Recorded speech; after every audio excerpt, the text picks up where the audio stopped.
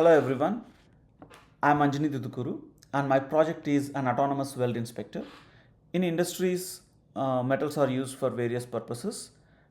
So I'll show you the project chart and the architecture. I'll start with so in industries, metals are used for various purposes. They're used for pipes, fittings, flanges, valves, structural material, etc.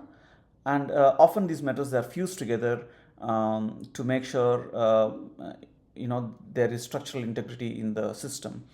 So when they are fused together through the process of welding, there are defects that might appear, and to make sure that there are no defects, usually they are x-rayed and an NDT technician would review those images to make sure that those defects are acceptable or within the tolerances. So our weld AI agent does that job, and here are the phases within the agent. So there is a pre-processing and enhancement. There is AI detection through the model, and then there is engineering rule validation. So this has to be as per specification, and it has to be validated through those specifications. And the agent, the reasoning agent, which orchestrates all these activities, would look at these sub agents and collect the information and give us a verdict whether it is pass or a fail. And finally, there is a human in the loop to make sure that there are no mistakes committed. And this is the agent flow orchestration, which you can read through. It's there in the app. And this is the system architectural diagram. This is the phase one, which is done by the engine. And this is the human in the loop architecture. And now let us go to the demo. So in our demo, we have 4 different models. I have downloaded 2 of them from Hugging Face, and there is one RT-DETR model, and then the RT-DETR model is trained by me over 25,000 images and 25,000 iterations. And let us run our analysis. So we will run the autonomous agent, and I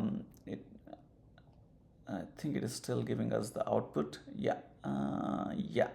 So there are defects detected, but these are but if you see the result, it's pass, because these defects are within the acceptable tolerances as per our specification.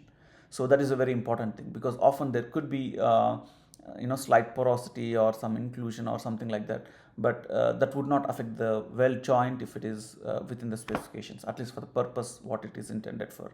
And then we have the human in the loop, which is then it goes to the human. So the human inspector would say reviewed and sign off, which is digitally signed. Then it goes to the supervisor. The supervisor would have to review and make sure that it is acceptable. This is to make sure that usually in high stakes industries like oil and gas, nuclear, etc., there are multiple levels of verification, and they don't want to leave anything to chance. And then we can download our report, and reports are very important for future verification, etc. So it's auto generated, and it has a digital signature here, as you can see. So that would make sure that it is for traceability and tracking in future if at all needed. Thank you.